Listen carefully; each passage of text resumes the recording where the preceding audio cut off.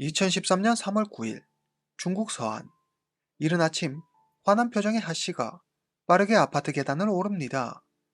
하 씨는 중국 서안에 있는 약 18평 정도 되는 아파트를 가지고 있는데 3개월 전 한 젊은 여성에게 임대를 주었습니다. 그런데 최근 월세가 들어오지 않아 계속 연락을 했지만 아무리 전화를 해도 전화를 받지 않았습니다. 자신의 연락을 피한다고 생각한 하 씨는 화가 나 직접 그녀를 만나기 위해 집으로 찾아온 것입니다. 이봐, 어이 아가씨, 좀 나와봐요. 하 씨는 계속 초인종을 눌렀지만 안에서는 아무 인기척도 없었습니다.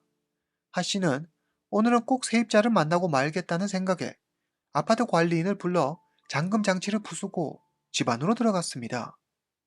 그런데 집 안에 들어서자 뭔가 싸한 기운이 맴돌았습니다.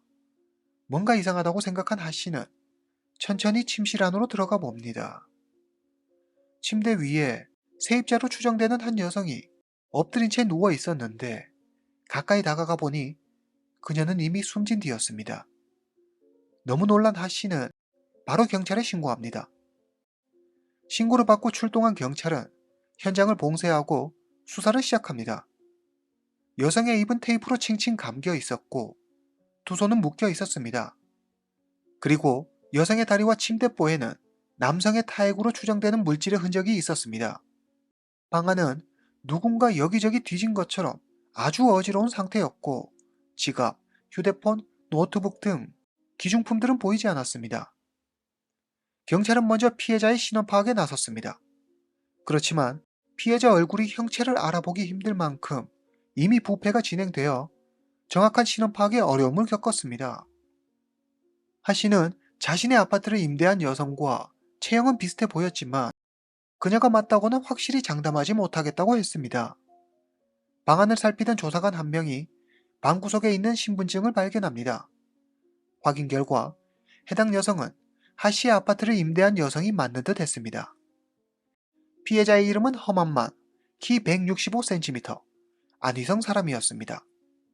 서안경찰은 DNA 대조를 통해 피해자가 허만만임을 확인하고 곧장 안희성 경찰과 연락해 그녀의 부모에게 이 사실을 알렸습니다. 허만만의 부모는 그녀가 중학교를 졸업한 후 고향을 떠나 타지에서 일했기 때문에 그녀에 대해서 구체적으로 잘 모른다고 했습니다. 경찰은 유족의 동의를 얻어 부검을 진행했는데 사인은 질식에 의한 사고사였습니다. 그리고 얼굴과 가슴 부위에서 성형 사실을 발견합니다. 또한 심층 조사 결과 2012년 11월과 12월에 서안의 여러 숙소를 돌아다니며 성매매한 사실을 밝혀냅니다. 경찰은 사건 현장인 아파트 침실에서 구매 영수증 몇 장을 발견합니다. 그중 1월 9일 구매 영수증이 가장 최근 기록이었습니다. 그리고 집벽에 걸려있던 달력에는 1월 10일 스케줄이 적혀 있었는데 사진관에서 사진을 찾는 일이었습니다. 확인 결과 허만만은 1월 10일 사진을 찾아가지 않았습니다. 또 경찰은 방바닥에 떨어져 있는 고장난 알람시계 하나를 발견하는데 알람시계 시침이 3시 14분을 가리키고 있었습니다. 경찰은 범행 당시 피해자가 반항하는 과정에서 시계가 바닥에 떨어져 고장난 것이 아닐까 추정했습니다. 이상의 정보를 바탕으로 경찰은 범행 시간을 1월 9일과 10일 사이로 추정했습니다. 하지만 시계가 가리키는 시간이 새벽 3시경인지 아니면 오후 3시경인지는 정확히 알 수 없었습니다. 아파트 사람들을 조사한 결과 아파트 관리인을 비롯해 주변 이웃들은 오다 가다 지나는 길에 한두 번 그녀를 마주쳤을 뿐 그녀와 가깝게 지내는 사람은 한 명도 없었습니다. 또 사건 발생일로 추정되는 1월 9일경 허만만의 집에서 다툼이나 비명 소리를 듣지 못했으며 별다른 특이점 또한 전혀 없었다고 했습니다. 경찰은 아파트 단지 내 CCTV를 확보하려고 했지만 아파트가 지어진 지 얼마 되지 않아 CCTV가 제대로 설치되어 있지 않았습니다. 경찰은 수사에 도움이 될 만한 증거를 찾지 못하자 허만만을 알만한 사람을 찾기 위해 허만만의 사진을 들고 직접 아파트 주변에 있는 유흥업소를 찾아다니며 탐문 수사를 벌입니다. 그러나 그녀에 대해 알고 있는 사람은 아무도 없었습니다. 유령이 아니었을까 의심될 정도로 그녀와 관련된 어떤 흔적도 찾을 수 없었습니다. 수사의 난항을 겪던 경찰은 사건 현장에서 중요한 단서를 하나 발견합니다. 화장실 휴지통에서 남성의 피임 도구를 발견하는데 그 안에는 남성의 타액으로 추정되는 액체가 담겨 있었습니다. 분석 결과 여성의 다리와 침대보에 묻어 있던 것과 동일한 사람의 것으로 판명됩니다.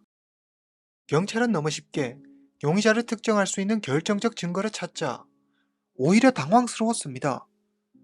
너무 대놓고 사건 현장에 남겨진 용의자의 흔적이 혹시 함정은 아닐까 의심스러웠습니다. 그리고 방 안쪽에 있던 탁상용 달력에서 남성의 이름을 하나 발견합니다. 그리고 그 옆에는 남성의 것으로 추정되는 집 주소와 휴대폰 번호도 함께 적혀 있었습니다. 경찰은 이 남성을 유력 용의자로 추정하고 조사를 벌입니다. 도대체 이 남성의 정체는 무엇이며 험한만과는 무슨 관계였을까요? 경찰의 조사에 따르면 남성의 이름은 당강, 32세, 서한 사람으로 평범한 회사원이었습니다. 그는 이미 결혼했으며 어머니, 친동생과 함께 같은 집에서 살고 있었습니다. 경찰은 유력 용의자로 당강을 지목하고 붙잡아 조사합니다. 경찰은 그에게 험한만의 사진을 보여주며 묻습니다. 이 여자를 알고 있죠? 당강은 잠시 망설이더니 네, 알아요. 허영영이라고. 이후 계속되는 경찰의 신문에 당강은 그녀의 이름을 허영영이라고 알고 있었으며 그녀와 내연 관계였음을 고백합니다. 지금부터 당강의 진술을 바탕으로 험한만과 당강의 일을 재구성해 보겠습니다. 2012년 12월 중순 저녁 8시 무렵 당강은 일을 마치고 집으로 돌아가는 중이었습니다. 그런데 젊은 여성 한 명이 갑자기 나타나 당강의 차를 막아섰습니다. 놀란 당강은 차를 급히 세우고 화를 냅니다. 그 여성은 죄송해요. 너무 급해서 그랬어요. 제가 돈을 드릴 테니 저 좀 공항까지 데려다 주시면 안 될까요? 젊은 여성은 너무 급해서 그랬다며 300위안, 우리 돈 약 5만 원 상당의 금액을 지불할 테니 공항까지 데려다 달라고 했습니다. 적지 않은 금액을 제시하는 그녀의 솔깃한 제안에 좀 전의 일은 잊어버리고 당강은 그녀의 제안을 승낙합니다. 젊은 여성은 자신을 허영영이라고 소개하며 옷 장사를 하기 위해 서안에 왔다고 했습니다. 그리고 서안에 아는 사람이 거의 없어서 그러니 당강과 친구로 지내고 싶다며 그의 연락처를 물었습니다. 왠지 자신에게 호감을 보이는 젊은 여성의 제안이 싫지 않았던 당강은 그녀와 연락처를 교환합니다. 며칠 뒤 그녀로부터 전화가 옵니다. 그녀는 공항까지 데려다 준 일이 고맙다며 당강에게 밥을 사겠다고 했습니다. 당강은 아내 몰래 그녀를 만나 밀회를 즐깁니다. 아내를 속이고 다른 여자를 만났다는 사실에 죄책감이 들기는 했지만 한편으로는 똑같은 날들의 반복이었던 지루했던 자신의 삶에 찾아온 짜릿한 자극이었습니다.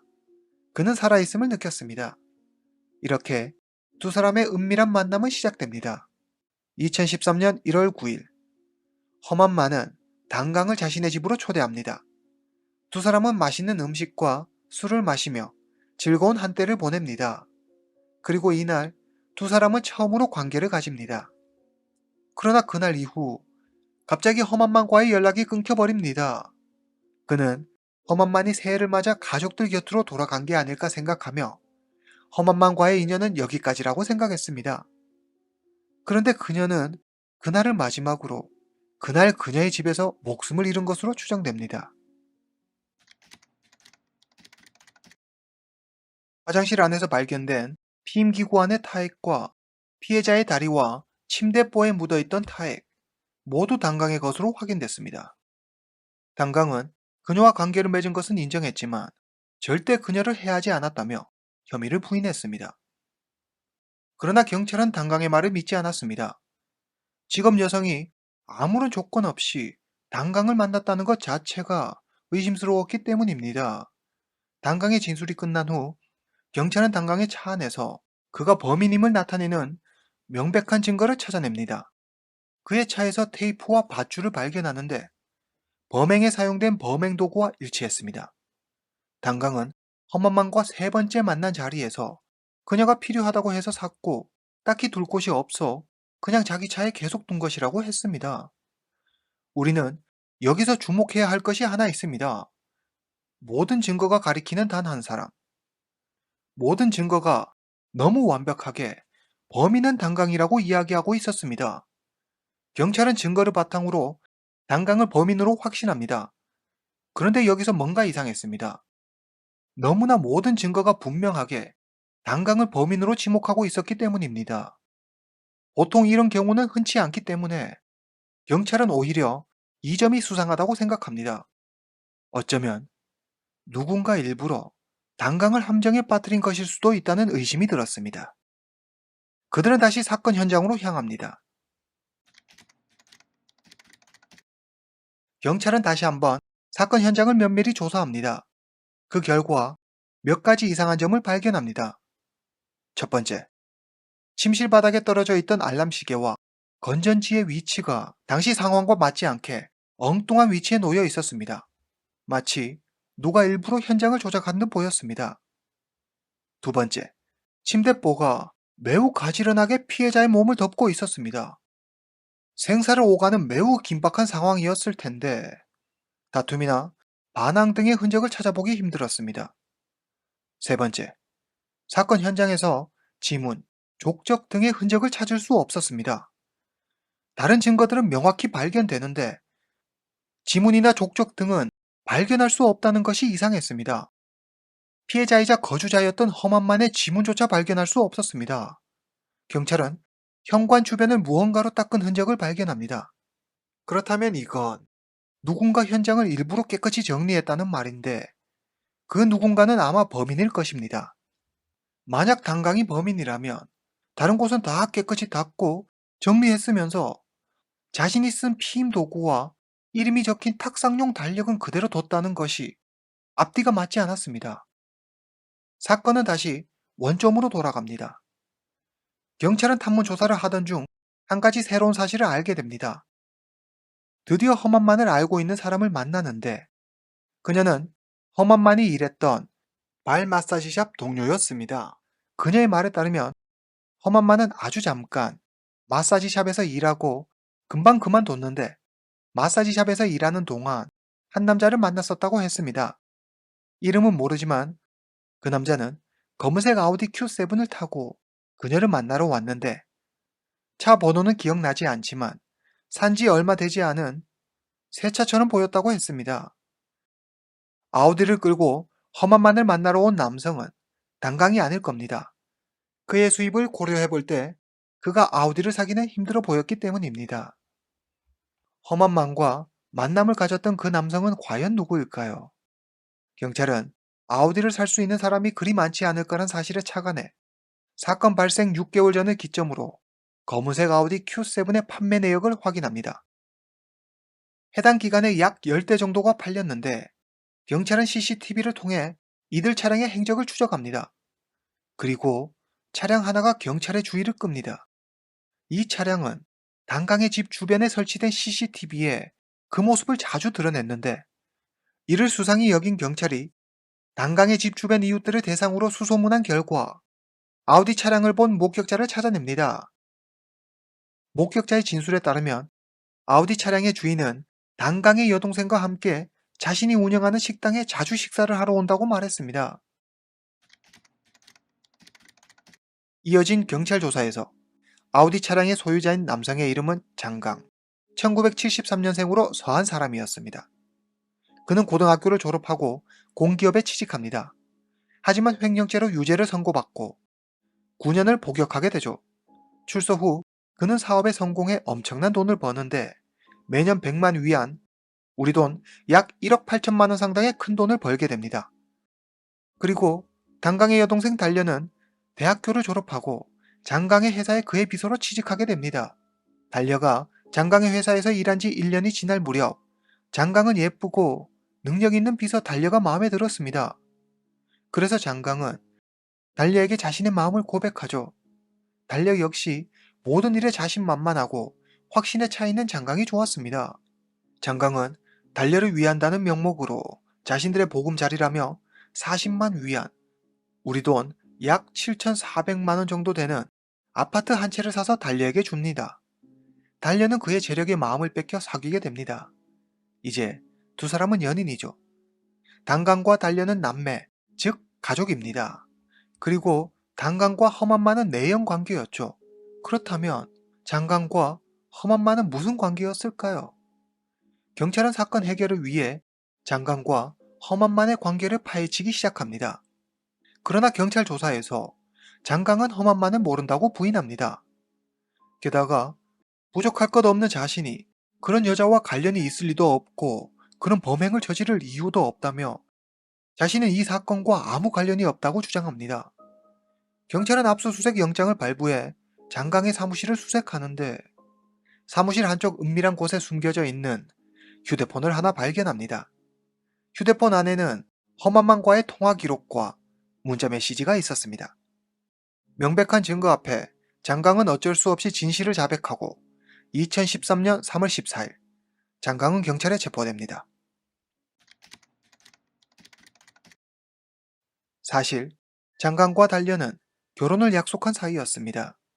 그러나 달려의 어머니와 오빠인 단강의 엄청난 반대에 부딪혀 결혼이 무산되고 맙니다. 가족들이 그들의 결혼을 반대하는 데에는 다 이유가 있었습니다. 먼저 장강과 달려의 나이 차이가 무려 14살이나 났습니다. 게다가 장강은 이혼한 적이 있고 아이까지 있었습니다. 후에 경찰 조사에서 밝혀진 사실에 따르면 장강이 달려에게 이혼했다고 말했지만 사실 그는 이혼하지 않았고 결혼 생활을 유지한 상태였으며 달려 말고도 많은 여성과 부적절한 관계를 유지하고 있었습니다. 그리고 가족들이 가장 반대한 이유는 그가 전과자라는 사실 때문이었습니다. 물론 장 씨가 사업에 성공해 엄청난 부를 축적했지만 가족들은 돈이 전부가 아니라고 생각했기 때문에 두 사람의 결혼을 반대했습니다. 이런 일이 있고 난 후 달리는 가족들의 강요에 의해 회사를 그만둡니다. 이때부터였을까요? 장강은 달려의 가족들에게 원한을 품게 됩니다. 달려는 회사를 그만둔 뒤에도 가족들 눈을 피해 장강과 계속 만남을 유지합니다. 그러다 그녀의 오빠 단강에게 들키고 마는데 단강은 크게 화를 내며 심지어 그녀에게 손찌검을 합니다. 어릴 때부터 싫은 소리 한 번 들은 적 없이 예쁨만 받고 자란 그녀에게 이 일은 큰 충격이었습니다. 충격을 받은 그녀는 장강에게 찾아가 눈물을 흘리며 억울하다고 하소연합니다. 장강은 크게 분노하며 달리에게 말합니다. 내가 꼭 복수해줄게. 이때만 해도 달려는 장강과 단강이 서로 만난 적이 없었기 때문에 장강이 그냥 화가 나 하는 말이라고 생각해 크게 마음에 두지 않았습니다. 그러나 장강은 이 말을 실현시키기 위해 계획을 짭니다. 일명 꽃뱀 작전이죠. 장강은 이에 맞는 사람을 물색합니다. 2012년 11월 말 마사지 샵에서 험한만을 만나고 자신의 계획에 딱 맞는 사람이라고 생각합니다. 장강은 험한만이 서안에 온 지 얼마 되지 않아 아는 사람도 거의 없는 데다 가족들과도 연락을 거의 하지 않고 지내 설사 일이 잘못된다 해도 연락을 끊고 잠적해버리면 아무 일도 없을 것이라고 생각했습니다. 장강은 그녀에게 먼저 착수금 4만 위안, 우리 돈 약 740만 원 상당의 돈을 제시하며 단강과 부적절한 장면을 영상으로 찍어오라고 시킵니다. 그리고 모든 일이 성공하면 15만 위안, 우리 돈 약 2,700만 원 상당의 돈을 더 주겠다고 약속합니다. 험한마는 큰 액수에 흔쾌히 그의 제안을 수락합니다. 이후 험한마는 장강의 취하에 움직입니다. 처음 단강과 가까워지기 위해 그의 차에 흠집을 내고 배상하겠다며 연락처를 남겼지만 단강은 대수롭지 않게 여겨 연락하지 않았습니다. 그들의 첫 번째 계획은 이렇게 실패로 돌아갑니다. 그리고 두 번째 계획에서 앞서 단강이 진술한 것처럼 집으로 돌아가는 단강의 차를 막아선 후 험한만의 존재를 인식시킨 뒤 단강에게 점차 다가가는 방법을 씁니다. 두 사람은 이후 몇 번의 데이트를 즐깁니다. 그리고 1월 9일 험한만은 자신의 집으로 단강을 불러들여 영상을 찍는 데 성공합니다. 단강이 집으로 돌아가고 얼마 지나지 않아 장강이 험한만의 집으로 옵니다. 장강의 진술에 따르면 모든 것이 성공한 뒤 허만만은 갑자기 태도를 바꿔 5천 위안, 우리 돈 약 90만 원을 더 요구하며 만약 돈을 더 주지 않는다면 단강에게 이 사실을 알리겠다고 협박했습니다. 둘은 돈 문제로 다퉜고 순간 화를 주체하지 못한 장강은 그녀를 포박하고 목숨을 빼앗습니다. 그리고 단강이 모든 걸 한 것처럼 범행 현장을 조작하죠. 그의 진술에 경찰은 의문이 들었습니다. 정말 순간 올라오는 화를 참지 못해 일어난 사고였을까? 경찰은 이 모든 게 사고로 일어난 일이라고 하기에는 모든 것이 너무 면밀히 짜져 있다고 생각했습니다. 이것은 사전에 준비된 계획범죄라고 생각했죠. 그렇지 않다면 왜 험한만에게 단강을 시켜 테이프와 밧줄을 사게 했을까요? 또 상당한 재력가였던 장강이 고작 5천 위안, 우리 돈 약 90만 원 정도의 돈 때문에 이런 범행을 저질렀다는 것이 말이 되지 않는다고 생각했습니다. 경찰은 그가 처음부터 험한만에게 돈을 줄 생각이 없었다고 생각했습니다. 경찰은 그를 범인으로 특정하고 고의살인죄로 기소합니다. 장강은 경찰에게 마지막으로 부탁합니다. 부모님들이 다 80이 넘으셨어요. 제발 부모님께는 이 사실을 알리지 말아주세요. 이 사건과 관련해 언론에 공개된 내용은 여기까지입니다. 장강의 함정에 빠져 억울하게 누명을 쓸 뻔했던 단강. 그는 자신의 지난날을 뉘우치고 현재는 가정에 충실한 삶을 살고 있습니다. 그리고 그의 여동생 달려는 한때 진심으로 사랑했던 연인이 그런 잔인한 짓을 저질렀다는 사실에 큰 충격을 받았습니다. 지금은 오빠 단광과 화해하고 사이좋게 지내고 있습니다. 오늘 이야기는 여기까지입니다. 다음 시간에 뵙겠습니다.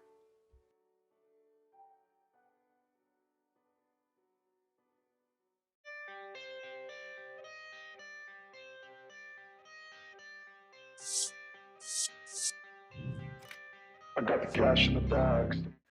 꽤 오래됐지만 잊을만 하면 아직도 인터넷에서 회자되는 방송 클립이 하나 있습니다. 꽤 인기 있는 예능 프로 중 하나인데 몇 년 전 출연자들이 나와 자신들이 원하는 며느리에 대해 이야기하며 딸 같은 며느리를 원한다고 해서 한동안 인터넷을 뜨겁게 달궜죠. 딸 같은 며느리, 엄마 같은 시어머니, 결혼을 했어도 하지 않았어도 누구나 한 번쯤 생각해 봤을 이 문제. 세상에 존재할 수도 있지만 어쩌면 태초에 존재할 수도 없는 존재일지도 모르는 딸 같은 며느리. 오늘은 2010년 딸 같은 며느리, 그 이상을 원했던 중국의 한 시어머니가 몰고 온 끔찍한 파국에 대한 이야기입니다. 강소성 창저우시. 오늘 사건의 주인공 서혜려. 1979년생으로 이곳 강소성 창저우시에서 태어났습니다. 그녀의 부모는 모두 대학 교수로 학부모와 학생들에게 존경받는 훌륭한 교수였습니다. 특히 서혜려의 어머니는 학생들과 유대관계가 좋아 엄마 같은 선생님으로 불렸죠. 서혜려는 화목한 가정에서 부모님의 사랑을 듬뿍 받으며 자랐습니다. 1996년 서혜려는 중국 광업대학교 석사과정에 합격합니다. 학업 성적이 우수하고 모든 일에 솔선수범하는 서혜려는 친구들에게 인기가 많았습니다. 서혜려는 석박사 과정을 모두 마치고 2005년 창수시에 있는 모 대학교 기계공학과 교수로 채용됩니다. 그녀는 자신의 부모가 그랬던 것처럼 학생들에게 존경받는 훌륭한 선생님이 되고 싶었습니다. 어느 날 그녀는 학교 행사 중에 같은 학교에서 근무하는 철학과 교수인 동강표를 알게 됩니다. 둘은 첫눈에 반했고 곧 연인 사이로 발전합니다. 동강표, 1973년생으로 서혜려보다 6살이 많습니다. 그는 2003년 서혜려보다 2년 먼저 해당 대학 철학과 교수로 채용됩니다. 서혜려, 동강표 두 사람은 연인이 되고 얼마 지나지 않아 미래를 함께하기로 약속합니다. 꽃길 걸을 일만 남았다고 생각한 그들 앞에 생각지도 못한 큰 난관이 닥칩니다. 서혜려의 부모가 두 사람의 결혼을 완강히 반대하고 나선 것입니다. 서혜려는 자신의 부모가 누구보다 자신들의 앞날을 축복해 줄 것이라고 믿었기 때문에 큰 충격을 받습니다. 그리고 동강표와 상의 끝에 부모 몰래 혼인신고를 합니다. 평소 딸인 서혜려가 원하는 일이라면 응원을 마다치 않던 그녀의 부모가 왜 두 사람의 결혼을 반대한 것일까요? 동강표의 어머니, 그러니까 서혜리의 시어머니에 대해 알아보겠습니다. 이름 유수영, 1945년 산시성 봉상현에서 태어났습니다. 그녀는 두 번의 결혼에 실패하고 1973년 세 번째 결혼해서 넷째 아이 동광표를 얻습니다. 하지만 행복도 잠시, 다시 세 번째 이혼을 하게 됩니다. 세 번째 이혼 후 그녀는 다시 결혼을 하지 않습니다. 그때부터 그녀의 삶은 고난과 역경의 연속이었습니다. 타지에서 홀몸으로 아이를 키운다는 게 여간 힘든 일이 아니었지만 똘똘하고 총명한 아들 동광표를 보며 힘든 시간을 이겨냈습니다. 동광표는 고생하는 어머니를 생각하며 학업에 힘썼고 마침내 대학 교수가 됩니다. 교수가 된 그는 어머니와 함께 교직원 아파트에서 생활합니다.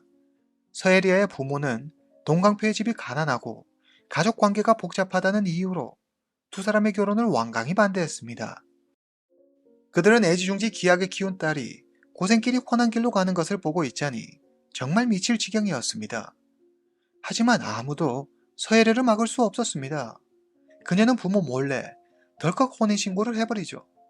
일이 이렇게 되자 서혜리의 부모도 어쩔 수 없이 그들의 결혼을 승낙합니다. 그래도 사이 동광표가 능력이 있으니 두 사람이 합심해서 잘 살면 큰 문제는 없을 것이라며 말이죠. 2007년 서혜리아는 동광표와 결혼합니다. 이제 둘만의 달콤한 신혼생활이 시작된 것이죠. 진정한 꽃길 시작, 꿈 같은 시간이었습니다. 적어도 동광표의 어머니 류수영이 본색을 드러내기 전까지는 말이죠. 결혼 전 서혜리아와 동광표는 모두 교직원 아파트에 살고 있었습니다. 그리고 결혼하면서 서혜리의 집으로 동광표가 와서 함께 살고 동광표가 어머니와 함께 지냈던 집에서는 어머니 혼자 살게 됩니다. 결혼하고 얼마 뒤 류수영은 아들 동광표가 보고 싶다며 아들 내외가 살고 있는 서혜리의 집으로 찾아옵니다. 세 사람은 함께 저녁을 먹고 정답게 이야기를 나눕니다. 그런데 한참이 지나도 류수영이 집으로 돌아가지 않자 아들 동광표가 조심스레 묻습니다. 어머니, 너무 늦었는데 이제 가시죠. 제가 모셔다 드릴게요. 아니다. 내 아들이 여기 있는데 내가 어딜 가니? 오늘부터 나도 여기서 너네랑 함께 살 거야. 뜬금없는 류수영의 말에 두 사람은 할 말을 잃습니다. 그러나 이때까지만 해도 동광표와 서혜려 모두 이러다 마실 거라며 심각하게 생각하지 않았습니다. 오늘은 그럼 밤이 늦었으니 그냥 자고 다음날 모셔다 드리면 된다고 생각하죠.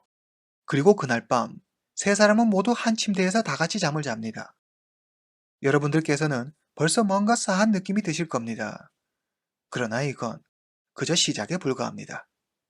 3일 뒤 서혜리의 시어머니이자 동광표의 어머니 류수영은 여전히 집으로 돌아가지 않고 서혜리의 집에서 함께 지내고 있습니다. 게다가 매일 한 침대에서 아들 부부와 함께 잠을 자죠.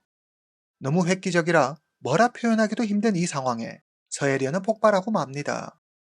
신혼인 자신들을 전혀 배려하지 않는 데다가 이런 불편한 상황을 언제까지 계속해야 하냐며 남편 동광표에게 불만을 토로하죠. 그런데 남편 동광표는 그렇다고 어머니를 내쫓을 수는 없지 않냐며 되레 큰 소리를 칩니다. 남편의 우유부단한 태도에 실망한 서혜리는 자구책으로 류수영이 쓸 침대를 따로 하나 사서 침실 옆 거실에 두고 그곳에서 자라고 합니다. 그런데 여기서 순순히 물러설 류수영이 아니었습니다. 류수영은 사람을 시켜 며느리 서혜려가 사온 침대를 아들 부부가 지내는 침실로 옮겨버립니다. 그리고는 꼭 아들과 같이 잠을 자야 한다며 떼를 쓰기 시작합니다. 어처구니 없는 상황에 인내심이 바닥난 서혜려는 남편 동광표에게 화를 냅니다. 그런데 동광표는 너무 차분하게 말합니다. 어머니가 엄청 어려운 환경에서 고생하면서 날 키우셨어. 당신은 모를 거야. 그건 어떻게 말로 할 수가 없어. 그냥 우리 다 같이 잘 지내면 안 될까? 예상치 못한 동광표의 말에 서혜리는 할 말을 잃고 자리에 주저앉습니다. 이후 서혜리의 부모까지 찾아와 사돈인 류수영을 설득해보지만 그녀는 꼼짝도 하지 않습니다. 너무 말도 안 되는 상황에 서혜리의 부모는 사위 동광표를 나무라지만 그는 그저 죄송하다는 말만 반복할 뿐 해결을 위해 어떤 행동도 하지 않습니다. 보다 못한 서혜리의 부모는 딸을 위해 새로 아파트를 마련해 줍니다. 그리고 새 아파트로 이사하기 전까지 이들의 불편한 동거는 계속됩니다. 한 달 뒤, 류수영은 서혜리의 모든 것이 못마땅했습니다. 아들 동광표를 위해 헌신하는 모습도 볼 수 없고 집안일은 하나같이 서툴렀으며 시어머니인 자신을 존중하지도 않았죠. 류수영은 서혜리가 하는 집안일 하나하나 사사건건 간섭하며 잔소리합니다. 참다 못한 서혜리가 가끔 시어머니와 말다툼을 하면서 두 사람의 갈등은 더 깊어져 갑니다. 시어머니 류수영은 매우 검소했습니다. 그런데 그게 일반적인 정도를 넘어서는 매우 심각한 수준이었습니다. 류수영은 평소에 수도꼭지를 똑똑 한 방울씩 떨어질 정도로만 살짝 틀어놓고 한 방울씩 떨어지는 물을 대야에 받아놓고 사용합니다. 이렇게 하면 수도 계량기가 돌지 않아 물세를 아낄 수 있기 때문이라고 했죠. 하지만 밤이면 똑똑 물이 떨어지는 소리에 제대로 잠들기 힘들었고 또 혼자 집에 있을 때면 그 소리가 울려 공포스럽기까지 했습니다. 류수영은 한 방울씩 모은 물이 대야에 가득 차면 침실이나 거실에 두었습니다. 집이 좁아 세 사람이 생활하기도 벅찬데 여기저기 물이 가득 찬 대야가 놓여 있으니 걸어 다닐 때마다 너무 불편했습니다. 한 번은 임신한 서혜려가 거실에 있는 대야를 밟고 미끄러져 병원으로 실려가는 일이 생기기도 했습니다. 다행히 뱃속의 아이는 무사했지만 류수영과 서혜려의 갈등은 더욱 심각해졌습니다. 2008년 4월 9일, 서혜려와 동광표 사이에서 아들이 한 명 태어납니다. 류수영도 손자가 태어나자 매우 기쁜 듯 이때만큼은 별다른 문제를 일으키지 않았습니다. 단지 베이비시터와 싸워 그녀를 내보낸 것 말고는요. 베이비시터가 나가버리자 동광표와 서혜려가 출근하면 아이를 돌봐줄 사람이 없었습니다. 그래서 류수영이 집에 남아 손자를 돌보기로 하죠. 그런데 서혜려의 출산 휴가가 끝나갈 무렵 갑자기 류수영이 아파 병원에 입원하게 됩니다. 곧 출근해야 하는데 아이를 봐주기로 했던 류수영이 병원에 입원하자 서혜려는 급히 아이를 봐줄 사람을 구합니다. 그러자 류수영이 동광표와 서혜려를 불러 이렇게 말합니다. 내가 얘 누나를 불렀어. 걔가 나랑 손자를 아주 잘 봐줄 거야. 그러니 수고비로 한 달에 약 20만 원 정도만 챙겨줘. 이 말을 들은 서혜려는 감당하기 힘든 시어머니의 시누이까지 점점 극단으로 몰리는 상황에 남편 동광표에게 다른 사람을 구하겠다고 말하지만 오히려 남편 동광표는 아파서 누워 계신 어머니 심기를 건드리지 말자며 서혜려를 설득합니다. 결국 서혜려는 남편의 뜻에 따르기로 합니다. 얼마 뒤 서혜려의 부모가 사준 새 아파트 입주일이 다가왔습니다. 서혜려는 너무 행복했습니다.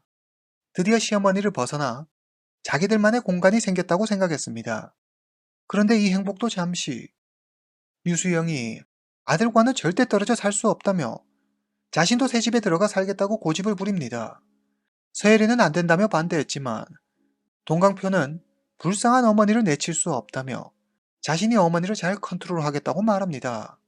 마음이 약해진 서혜려는 다시 한번 남편의 말을 믿기로 합니다. 그렇지만 사람은 쉽게 바뀌지 않는 법이죠. 새 아파트로 이사 온 지 얼마 지나지 않아 류수영이 새로운 제안을 합니다. 차고에 차만 세워두는 건 너무 아깝지 않니? 다른데 주차할 곳도 많은데 말이야. 그러지 말고 애 형을 불러서 여기 차고에서 지내게 하는 건 어떨까? 류수영이 아깝다고 말한 차고는 딸 서혜려를 위해 서혜려의 부모가 그녀에게 따로 사준 개인 차고였습니다. 그런데 무슨 권리로 느닷없이 차고를 방으로 만들고 거기에 동광표의 형까지 풀자니 웬일인지 이번만큼은 동광표도 어머니 류수영의 의견에 반대합니다. 동광표가 반대하고 나서자 류수영은 시골에서 혼자 고생하고 있을 큰아들 생각에 밤에 잠을 이룰 수 없다며 눈물을 흘립니다. 동광표는 이렇게 또 류수영에게 넘어갑니다. 서혜려는 이번만큼은 정말 물러서고 싶지 않았지만 남편까지 나서서 시어머니 편을 드니 어쩔 도리가 없었습니다. 그녀는 이번이 정말 마지막이라고 생각하고 한 발 물러섭니다. 서혜려가 허락하자 류수영과 동광표는 차고를 방으로 꾸미기 시작합니다. 가구, 컴퓨터, TV 등 이것저것 필요한 것들을 사고 꾸미니 제법 그럴싸해 보였습니다. 며칠 뒤 동광표의 형이 올라와 차고에서 생활하기 시작합니다. 사돈이 딸을 위해 산 차고를 방으로 바꿔 자기 아들을 살게 하겠다는 사람이나 자기 아내한테 대리 효도시키면서 뭘 잘못하고 있는지도 모른 채 아무 생각 없이 어머니 말이라면 무조건 듣고 보는 사람이나 아무 생각 없이 좋다고 동생 집 차고에 얹혀 살겠다고 하는 사람이나 참 하나같이 주옥 같네요. 반면 서혜련은 퇴근 후 차를 주차하기 위해 여기저기 온 동네를 돌아다녀야 했습니다. 류수영, 동광표 그리고 그들 가족의 아나무인에 고통받는 건 늘 서혜려의 몫이었습니다. 서혜려의 부모는 창저우시에 살았습니다. 그들은 류수영이 딸 서혜려에게 좀 잘해줬으면 하는 마음에 류수영을 집으로 초대해 맛있는 음식도 먹고 옷, 신발 등을 사주며 함께 여행을 가기도 합니다. 그리고 눈이 좋지 않은 그녀를 위해 병원에 데려가 치료를 받을 수 있도록 도와주기도 하죠. 류수영은 서혜려 부모의 극진한 대접에 고마워하며 이렇게 말합니다. 정말 너무 고마워요. 이번 생은 힘들 것 같고 다음 생에 내가 꼭 보답할게요. 이런 서혜려 부모의 가슴 아픈 진심이 과연 통할까요? 다시 한번 말하지만 사람은 쉽게 변하지 않는 법이죠. 역시나 갑자기 류수영이 몸이 좋지 않다며 손자를 돌볼 수 없다고 선포합니다. 어쩔 도리가 없자 서혜려와 동광표는 서혜려의 부모에게 아들을 보내기로 합니다. 그리고 주말에는 아들의 집으로 데려와 돌보기로 하죠. 이 무렵 동광표는 잦은 출장으로 집을 자주 비우게 되고 류수영과 서혜려 두 사람의 갈등은 최고조에 달합니다. 류수영은 매번 자기 말에 토를 다는 며느리가 미웠습니다. 아들이 집을 비운 틈을 타 이번 기회에 제대로 며느리를 길들이기로 마음먹고 온갖 방법을 동원해 그녀를 괴롭히기 시작합니다. 류수영은 갑자기 전기 차단기를 내려 집에 있는 서혜려를 놀라게 만들거나 퇴근하고 돌아온 서혜려가 집에 들어오지 못하게 집안에서 현관문을 잠가버렸습니다. 서혜려가 문을 열어달라고 전화하면 류수영은 일부러 전화를 받지 않았습니다. 또 서혜려가 집에서 수업 준비를 하고 있으면 일부러 TV 소리를 크게 틀어 방해하거나 심지어 그녀가 준비한 수업 자료를 몰래 버리기까지 했습니다. 서혜려는 시어머니 류수영이 밉다 못해 증오스럽기까지 했습니다. 그녀의 얼굴조차 보기 싫었죠. 그래서 서혜려는 하루 세끼 모두 학교에서 해결하고 동광표가 집에 없는 날이면 친구 집이나 여관, 차 안에서 잠을 잤습니다. 이런 날이 반복되자 더 이상 참을 수 없었던 서혜려는 남편 동광표에게 류수영과 함께 살 수 없다고 이야기합니다. 남편 하나만 믿고 이제껏 참아왔던 서혜려는 자신이 지금까지 노력했던 것을 남편이 알아주고 당연히 자기 편이 되어줄 것이라고 생각했습니다. 하지만 그의 입에서 나온 말은 그녀의 예상과는 전혀 달랐습니다. 제발 철 좀 들어. 어머니를 잘 모실 생각을 해야지. 자꾸 애처럼 굴 거면 그냥 당신이 나가. 그렇게 믿었던 남편 동광표는 서혜려가 자신의 어머니를 제대로 모시지 않고 불평만 한다며 그녀를 질책했습니다. 뭐가 이렇게 당당한 걸까요? 이날 이후 둘은 매일 다퉜고 방관자처럼 구경만 하는 남편에게 실망한 서혜려는 결국 이혼을 결심합니다. 서혜려는 동광표에게 이혼을 이야기합니다. 이혼을 결심하자 그녀는 그동안 자신을 짓누르고 있던 모든 스트레스에서 벗어나 홀가분해지는 것을 느낄 수 있었습니다. 이제 더 이상 시어머니와 그 가족들 꼴을 보지 않아도 된다고 생각하니 이렇게 행복할 수가 없었습니다. 그녀는 진정한 행복을 꿈꾸며 이혼 후 삶을 계획합니다. 그녀는 이제 모든 것이 끝났다고 생각했습니다. 그러나 그들은 그녀의 생각처럼 호락호락하지 않았습니다. 류수영은 3번의 이혼 경력을 가지고 있습니다. 그 때문이었을까요? 그녀는 아들 동광표만의 이혼만큼은 절대 받아들일 수 없었기 때문에 아들 부부의 이혼을 적극적으로 반대합니다. 하지만 이미 때는 늦은 뒤였습니다. 이혼하기로 확고하게 마음먹은 서혜려의 마음을 돌릴 방법은 없어 보였죠. 서혜려라는 여자를 잘못 만나 완벽했던 자기 아들에게 흠집이 생긴다고 생각하니 류수영은 도저히 참을 수 없었습니다. 자기 아들에게 흠집을 남긴다는 것은 그녀에게 도저히 견딜 수 없는 일이었습니다. 분노를 참지 못한 그녀는 스스로 괴물이 됩니다. 류수영은 휘발유를 사기 위해 주유소에 들립니다. 그러나 뭔가 심상치 않다고 느낀 주유소 사장은 그녀에게 휘발유를 팔지 않습니다. 2010년 11월 11일 류수영은 400위안, 우리 돈 약 8만 원을 주고 사람을 구해 만 원어치 정도의 휘발유를 사는데 성공합니다. 그리고 호시탐탐 기회를 노립니다. 11월 26일 동강표는 또 출장을 갑니다. 집에는 류수영과 서혜려 둘만 있습니다. 서혜려는 방에서 오후에 있을 수업 준비를 하고 있었습니다. 류수영이 플라스틱 통을 들고 서혜려가 있는 방으로 들어갑니다. 그리고 그녀를 향해 통 안에 든 기름을 부어버립니다. 그리고 흉기로 그녀의 목숨을 빼앗습니다. 범행 후 류수영은 옷을 갈아입고 밖으로 나가 자전거를 타고 식당으로 갑니다. 밥을 다 먹은 류수영은 근처 경찰서로 가 자수합니다. 사건은 곧 언론을 통해 중국 전역에 알려졌고 많은 이들이 사건의 진실에 대해 궁금해했습니다.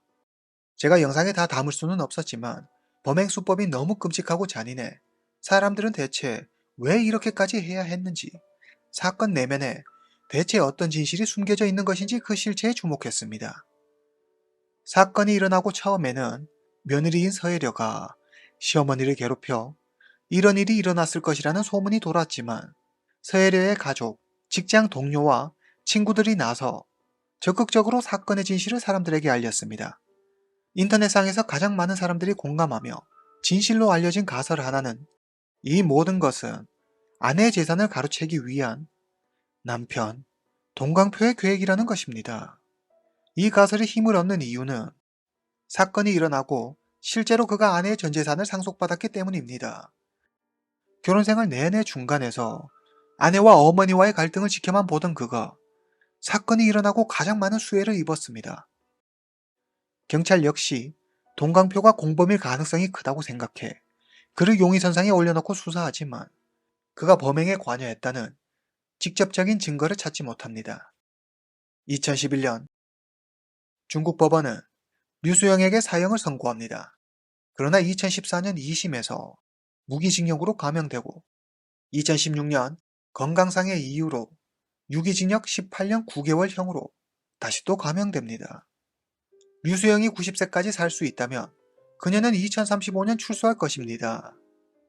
그때가 되면 서혜려의 아들이자 류수영의 손자는 27살이 됩니다. 손자는 할머니를 과연 어떤 얼굴로 마주하게 될까요? 오늘 이야기는 여기까지입니다. 다음 시간에 뵙겠습니다.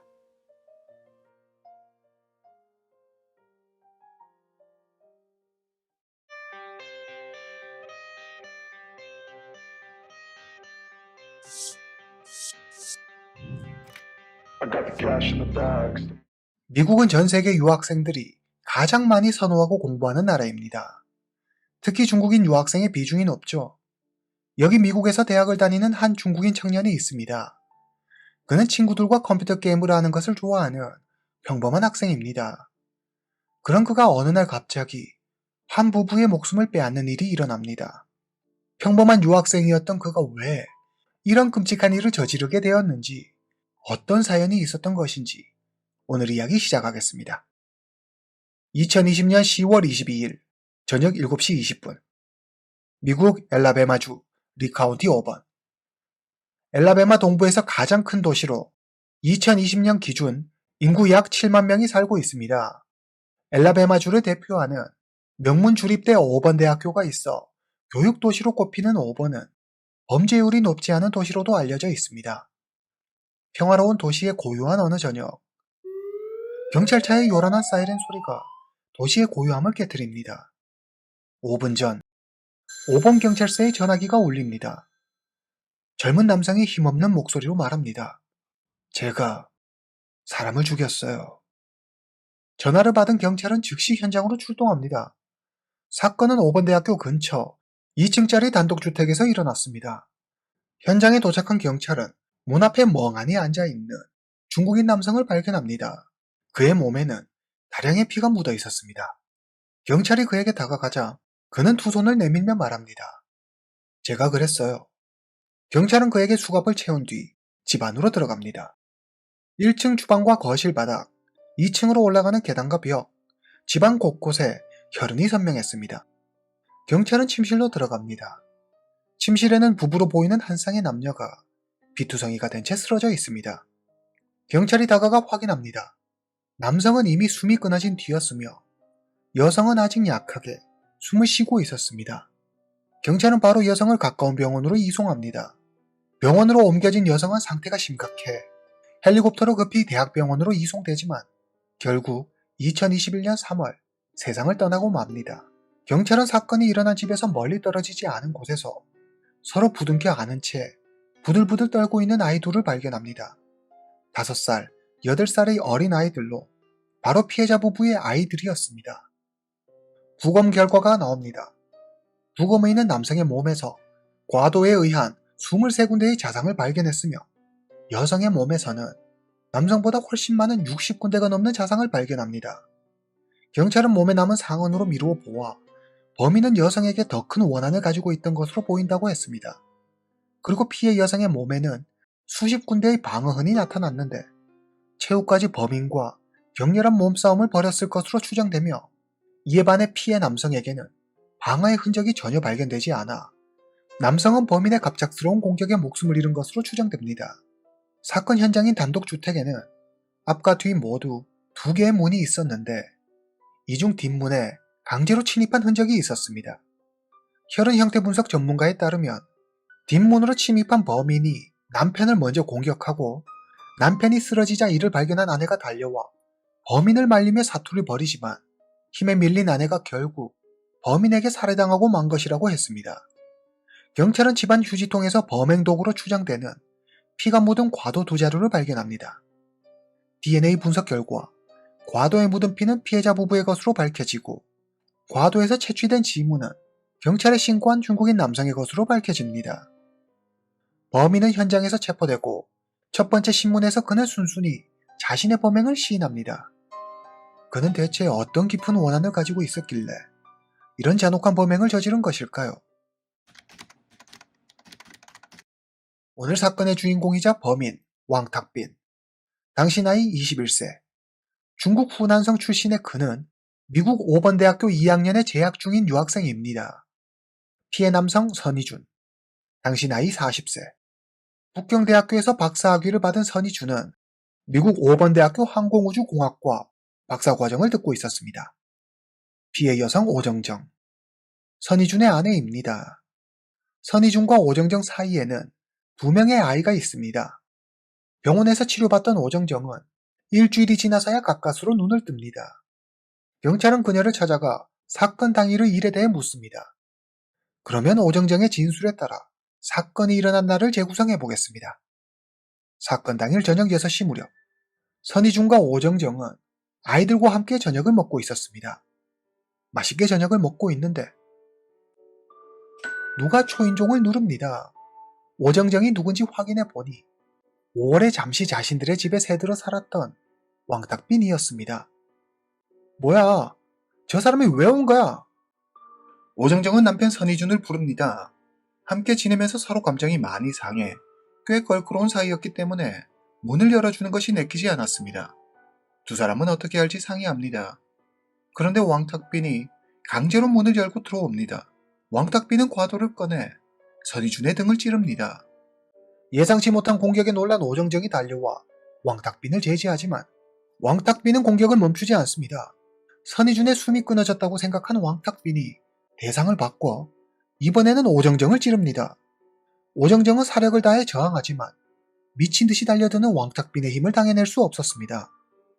선희준과 오정정의 아이들은 이 모든 것을 지켜보고 있었습니다. 오정정은 울고 있는 아이들을 향해 소리칩니다. 빨리 도망가!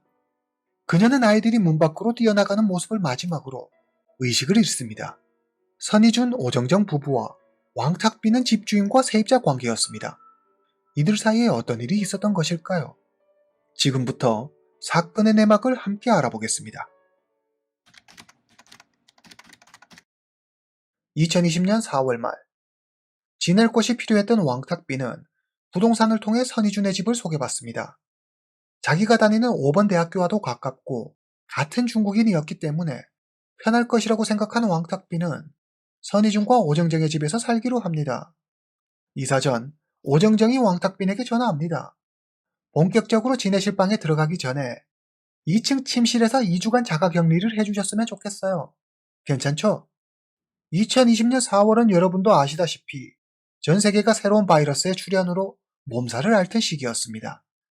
오정정의 이러한 요구도 당시에는 그리 무리한 부탁이 아니었죠. 하지만 왕탁비는 오정정의 이런 요구가 이해되지 않았습니다. 그는 불만 섞인 목소리로 말합니다. 난 계속 미국에 있었어요. 중국에 간 적도 없는데 내가 꼭 자가격리를 해야 하나요? 그러자 오정정은 꼭 자가격리를 해야 한다며 말합니다.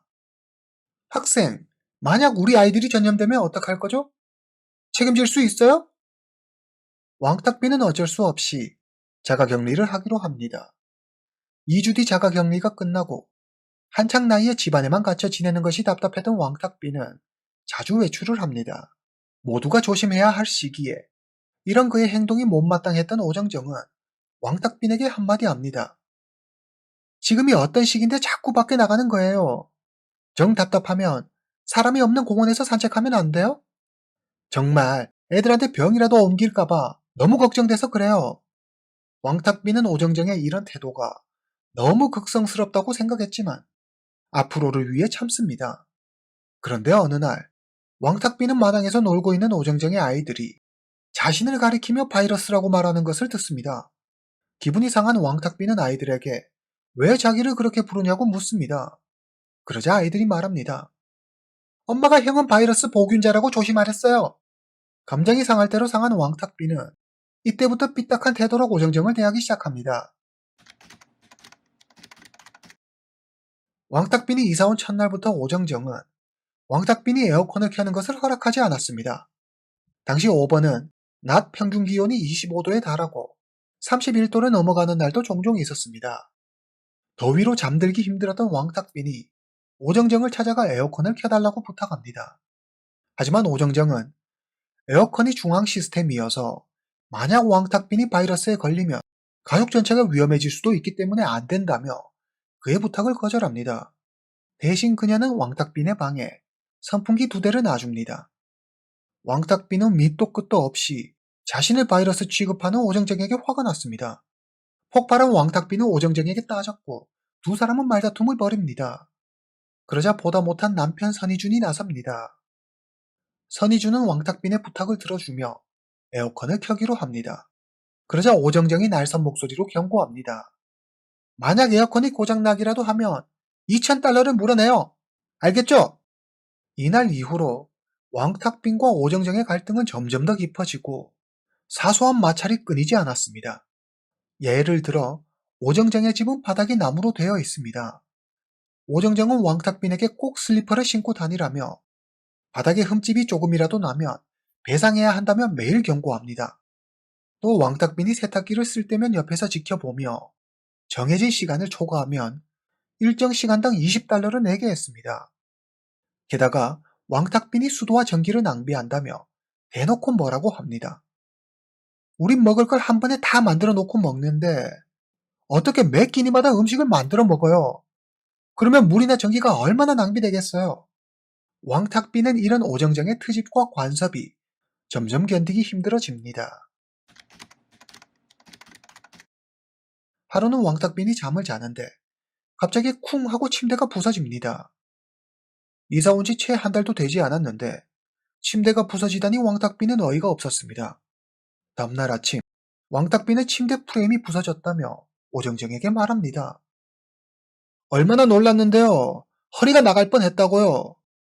하지만 오정정은 침대 프레임이 부서진 건 왕탁빈의 잘못이라며 700달러를 배상하라고 합니다.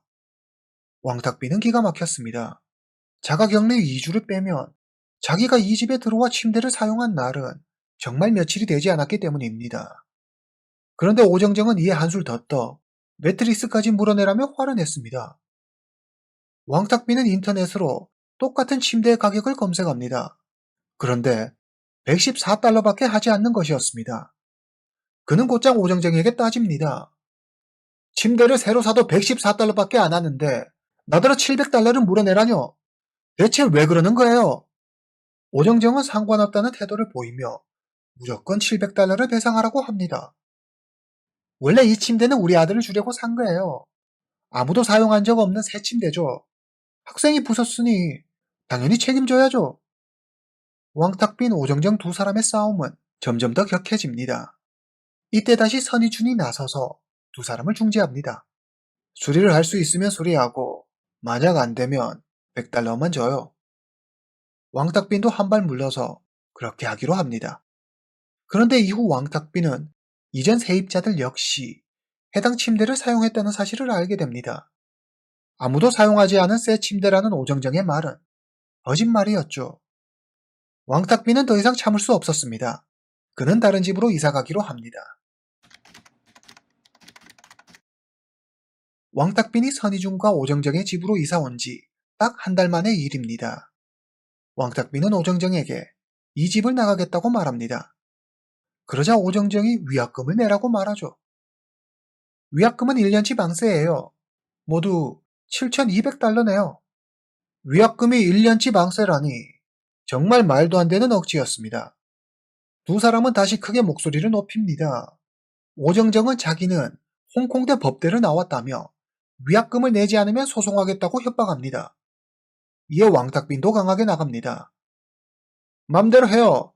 1년치 방세가 위약금이라니 어디서 들어본 적도 없어요. 절대 못 주니까 맘대로 해요. 말이 통하지 않는다고 생각한 오정정은 왕탁빈의 부모에게 전화합니다. 왕탁빈의 부모는 자세한 상황은 알아보지도 않고 무턱대고 아들 왕탁빈을 나무랍니다. 이에 더 화난 왕탁빈은 오정정을 찾아갑니다. 결국 이번에도 선희준이 나서 두 사람의 갈등을 해결합니다. 양쪽 모두 만족할 만한 위약금을 내는 것으로 갈등은 정리됩니다. 왕탁빈은 선희준과 오정정의 집을 나가 새 집으로 이사합니다. 이제 왕탁빈이 다른 집으로 이사 갔으니 모든 갈등은 종결되고 이들이 더 이상 서로 얼굴 붉힐 일이 없는 것이 정상입니다. 그러나 한 여성의 등장으로 이 두 사람은 다시 전쟁을 시작하게 됩니다. 2020년 8월 H라는 여성이 왕탁빈을 찾아옵니다. 그녀는 자신을 5번 대학교에 다니는 한 교수의 아내라고 소개하며 왕탁빈과 오정정 사이의 일을 듣고 화가 나서 찾아왔다고 말합니다. 오정정 그 여자는 참 한결같네요. 그 여자한테 당한 유학생이 한둘이 아니에요. 학생도 그 여자한테 많이 당했죠. 이대로 가만히 있을 거예요? 인터넷에 그 여자가 한 짓을 올려요. 그래야 다른 학생들이 피해를 보지 않을 거 아니에요. H의 말을 들은 왕탁빈은 오정정에게 당했던 과거 일들이 생각나며 화가 났습니다. 그는 H의 말대로 유학생 커뮤니티에 오정정에게 당한 일을 폭로하는 게시물을 올립니다. 그가 게시물을 올리자 많은 댓글이 달렸는데 그 중에는 오정정에게 당한 사람들의 댓글도 있었습니다. 그중 한 명은 오정정에게 픽업 서비스를 받았는데 당초 오정정이 제시한 가격은 120달러였지만 공항에 도착한 오정정이 짐이 많으니 80달러를 더 내라며 갑자기 말을 바꿉니다. 또 다른 이는 오정정의 집에 세입자로 들어갔는데 방바닥에 흠집을 냈다며 2000달러를 손해배상하라는 요구를 받았다고 했습니다. 이렇게 다른 사람들의 경험담까지 더해지자 왕탁빈은 오정정이 행한 갑질을 모두 모아 현지 중국인들 사이에 가장 영향력 있는 커뮤니티에 그녀의 만행을 모두 폭로합니다. 왕탁빈이 쓴 글이 퍼지자 많은 이들이 그녀를 비난했습니다. 특히 중국 유학생들 사이에 해당 글이 퍼지면서 아무도 오정정의 집에 들어가려고 하지 않았습니다. 그런데 이대로 가만히 당하고만 있을 오정정이 아니죠. 그녀는 커뮤니티에 해명글을 올리며 왕탁빈과 H를 저격하는 글을 올립니다. 왕탁빈은 돈만 밝히는 나쁜 학생이며 H는 불륜을 저지르는 도덕성에 문제가 있는 사람이라고 했습니다. 세 사람은 장장 약 2달 동안 커뮤니티에 서로 글을 올리며 공격하는 지루한 싸움을 이어갑니다. 이럴수록 왕탁빈의 오정정에 대한 원한과 원망은 더욱 커져갔습니다. 그리고 10월 22일 왕탁빈이 결국 선희준과 오정정의 목숨을 빼앗는 비극이 일어납니다. 미국 현지의 많은 중국인들은 말합니다. H의 관계로 왕탁빈이 그런 잔인한 범행을 저질렀다고 말이죠. 아직 왕탁빈이 그날 왜 갑자기 그런 범행을 저지르게 됐는지 그 이유에 대해 자세히 밝혀진 바는 없습니다. 현재 해당 사건은 재판 중입니다. 어쩌면 미국에서 중국 유학생이 사형을 받게 되는 최초의 사건이 될지도 모릅니다. 앞으로 몇 개월 내에 더 많은 진실이 밝혀질 것입니다. 이후 재판 결과가 나오는 대로 정리해서 다시 알려드릴 수 있도록 하겠습니다. 오늘 이야기는 여기까지입니다. 다음 시간에 뵙겠습니다.